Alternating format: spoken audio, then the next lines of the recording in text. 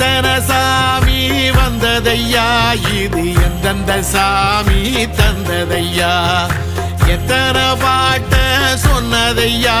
அத சுத்துற பூமி கண்டதையா,